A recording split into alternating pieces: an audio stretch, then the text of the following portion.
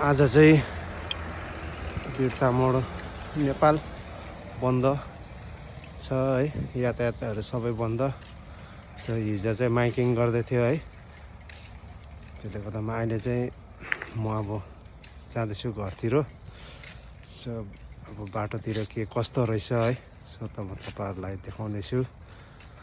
अहिले चाहिँ अब म यहाँबाट निक्लिँदैछु।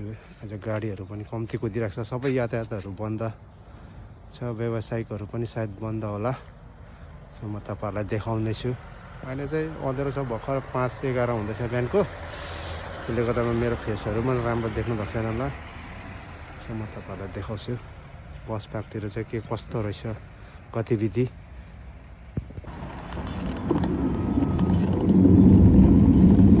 अहिले चाहिँ म बस स्ट्यान्ड आइपुगेँ, पश्चिम बस स्ट्यान्ड।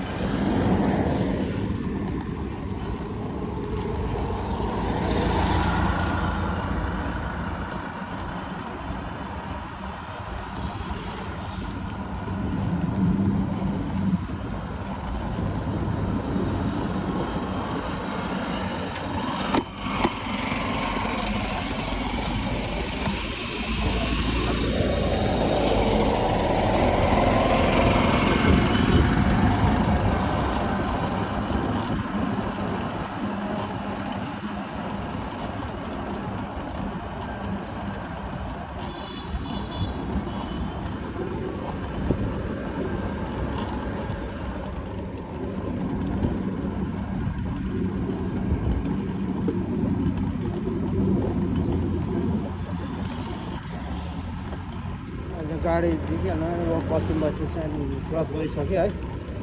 गाडीहरू त्यति धेर छैन, मान्छेहरू चाहिँ रहेछ। अब घरदेखि अब बन्द भइसक्यो, गाडीहरू चाहिँ चल्नु छोडेपछि त मान्छेहरू अब कहाँ ओभर पर्छ होइन। अहिले चाहिँ अब गन्तव्यतिर पुग्नुको लागि चाहिँ मान्छेहरू चाहिँ धेरै रहेछ, गाडी चाहिँ छैन, कम्ती छ। आजको मेरो यो भाका चाहिँ म यतिमै बन्द गर्दैछु।